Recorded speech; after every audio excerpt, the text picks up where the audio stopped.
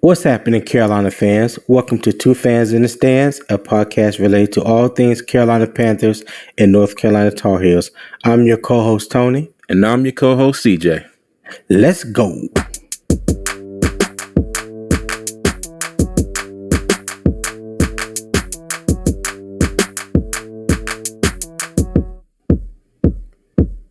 CJ, what's good, cuzzo? How you feeling? Feeling good, cousin. Feeling good. Considering our team, I'm doing good. Talk about it. Well, let's get right to it. What are your hopes and dreams for the Panthers in this matchup with the Buccaneers? Come on now. Man, I ain't got no hopes. I ain't got no dreams. I got a list. Okay, it's a real short list, Right. but it's the we talked about this one time. This is the shit they need to do list, okay? All right. So the first item on the list. All right. Okay. I'm sorry. You is crazy, man. Go ahead. See, the first thing on the shit list. All right. Okay. So Al Holcomb is going to have to dial up some pressure to get to Tom Brady. Okay? Facts. Tom Brady's offensive line is not what it was the last 2 years in Tampa. Everybody knows that. Everybody can see that. Okay? So whatever they got to do, dial up some more pressure, get to Tom Brady, make him uncomfortable. Hopefully, you don't get a roughing the passer call by flicking his face mask with their finger or something. So they got to get pressure because his offensive line is not what it used to be. Question before you go number two. What do you think our chances are being able to get to Tom Brady and exploit that line when we couldn't even do it last week against the Rams? We only managed to get one sack. So what do you think our chances are against Tampa Bay? Wait a goddamn minute. I ain't say nothing about no percentages, nothing about no damn chances. I ain't trying to get into all that. No, this is my they need to do list. Okay, I just think that's just a legitimate question. I think that's a legitimate question. It is, but the chance of them doing it is really, really small. And you already, my hope is already gone. I don't want to dash what little bit I'm trying to muster up for this darn preview. All right, man. Okay, go ahead. Yeah, my bad. The chances are very slim. All right. Okay. Very slim. Okay. And the thing that pisses me off the most is that I know they can do it because we've seen them do it this year. Right. But it's just like, can they sustain it for more than a quarter, more than a half? Right. Or just say the off chance they do it for 3 quarters, will they do it the whole 4th quarter? Or will it be another situation where it's just the whole thing collapses in the 4th quarter and we're all sitting here looking at each other like, here we go again. Yeah. Yeah, I feel you. Yeah, it is. I would love to be able to confidently give you, what I thought would be a percentage of like a chance of us doing that, but like I really can't. Like I really can't sit here with any kind of confidence and be like, yeah, it's probably going to be 50%, 30%, 40%. It feel like it's going to be 100% or 0. So I can't even get into that. No, I feel you. Hey, all right. Let me see. Number 2 on the shit they need to do list. The defense got to make some stops. Okay, plain and simple. I don't need to elaborate on that anymore. They've got to make stops, and they got to quit giving up these long ass 3rd down conversions. Right, that killed us a few times last week versus the Rams. So they got to get stops, get off the field on 3rd down. All right. Now I'm going to switch over to the other side of the ball. Shit they need to do on offense. They've got to throw the ball past the damn line of scrimmage.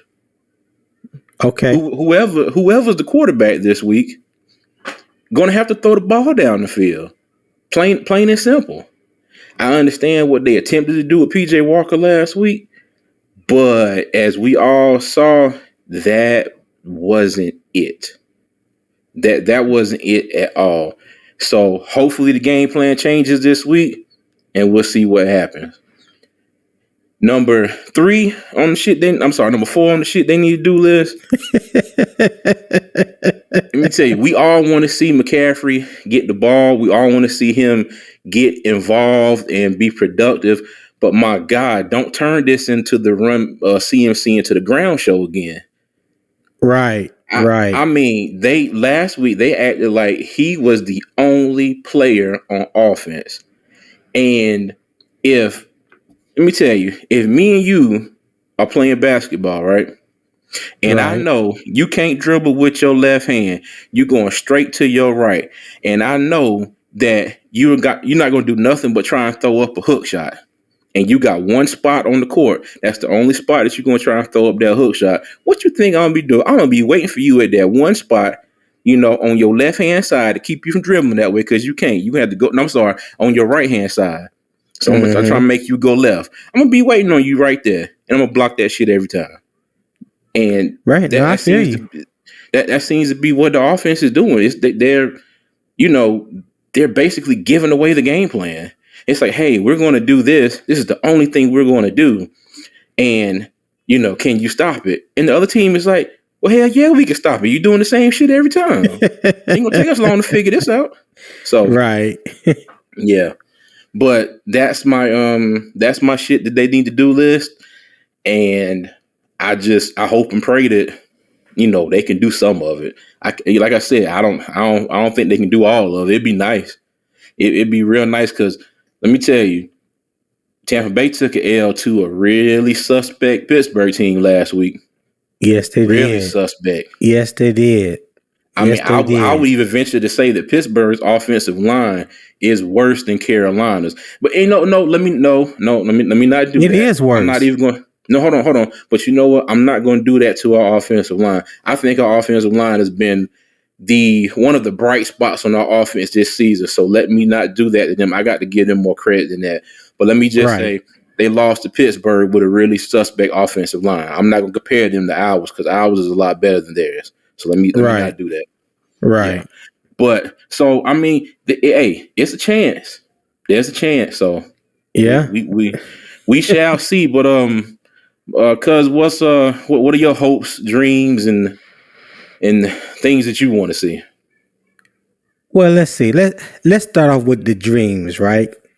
I got a laundry list of things that I'm dreaming of that I hope will happen this weekend against the Buccaneers. Number 1, Sam Darnold is named the starter for this week. Because to me, right now, PJ Walker is definitely not it. Jacob Eason is not it. Baker Mayfield is injured. He's a no-go. And, Matt Corral, he's not, he's not even in the equation. So the only other person that I could think of that I feel like that would give us any type of hope going forward, especially about pushing the ball downfield, is Sam Darnold. Now, there's some positives and negatives that come along with that. But in my dream, I dreamed that Sam Darnold threw 3 touchdowns with no interceptions, no sacks, and had 300 yards passing. That's dream number 1. Dream number 2. You in a Pixar movie? Yeah. Call it what you want to call it. This is my dream. I wrote this.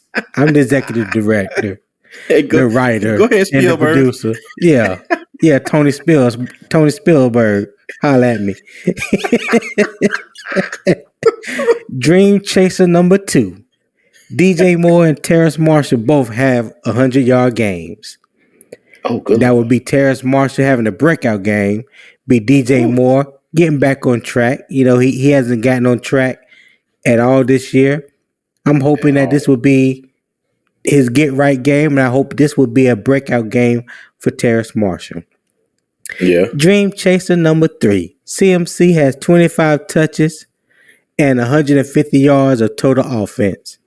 Now I know that's not really asking normal or what I think he should get every week, but it seems abnormal because they haven't stuck to that formula on a consistent basis. So I think if Yeah. they consistently get him 25 touches, whether it's run or pass, I don't care how they do it, and he can get 150 yards of total offense, I think we will be okay. I think we'll be okay.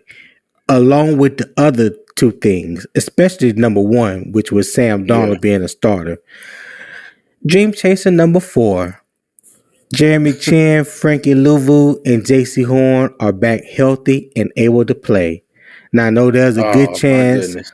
I know there's a good chance that JC Horn plays this week. I believe Frankie Louvu will play this week. Now I know Jeremy Chin is still on IR, but in my dream, now, In your now, now, dream. mind you, I say this is my dream.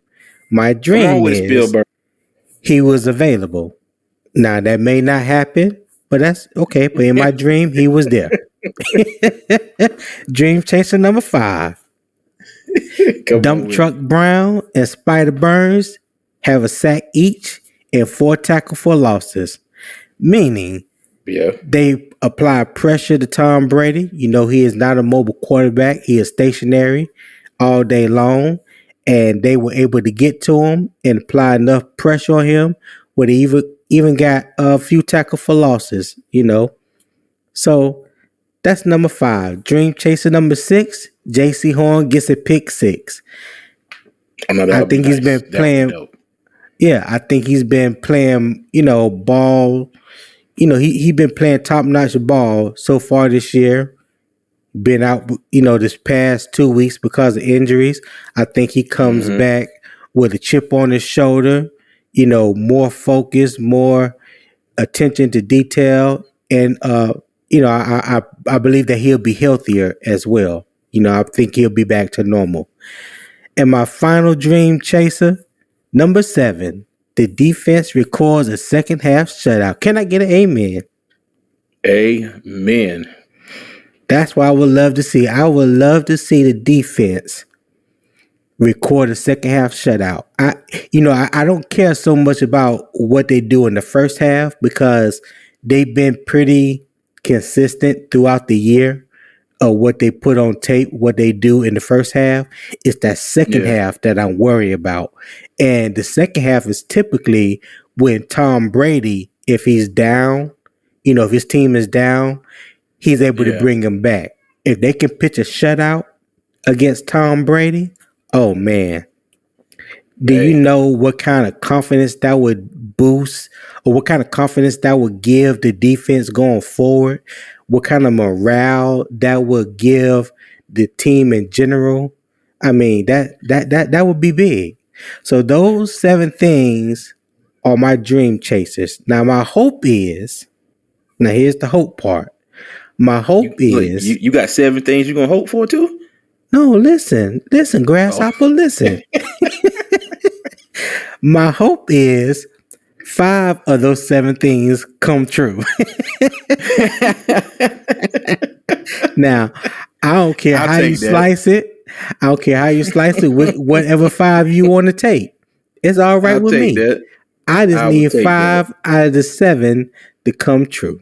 That's my hope. Hey, let me tell you, I'd settle for a good 2.5 because this season so far.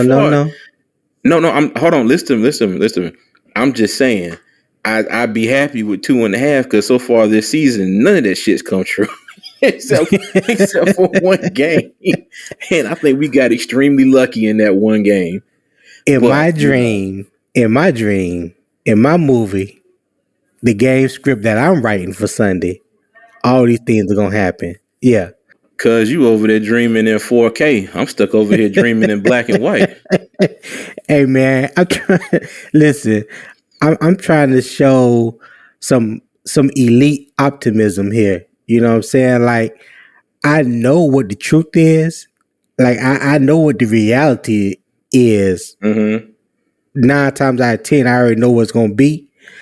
I just refuse to accept that. So I'm going to keep. I'm gonna always keep hope alive, and we'll see how things shake up. But what I also want to see. I also want to see Marquise Blair get some playing time since we're evaluating practice squad members. He's a former second round pick in the 2019 draft out of Utah. He's 6'1", 200 pounds. If you go back and watch some tapes of when he was in Seattle, he looked damn good. Now, they say because he's kind of thin, but he's very aggressive. He'll come downhill. He you know what I'm saying? He don't mind sticking his nose, in the fray of things and getting his hands dirty. And he's pretty good at pass coverage.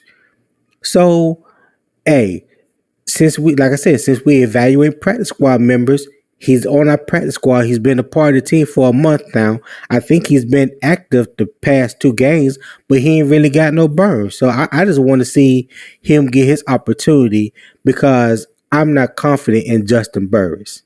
I'm not confident in him at all. And I like Miles Hartsfield, but he's not good on coverage, especially downfield. So I think Marquise Blair will do a better job, in my opinion, than Justin Burris or Miles Hartsfield, especially when it comes to a pass coverage. And I also want to see Tay Hayes get some more playing time this week. Another player being evaluated due to injuries and also bad production. So I hope his playing time increase this week. I prefer right now to see Tay Hayes get more playing time than Keith Taylor and CJ Henderson. Now, is that how it's going to play out? Same thing. Is that how it's going to play out? I don't know. I doubt it, but I would love to see it. Again, since we're in the process of evaluating practice squad members, that's what they're there for.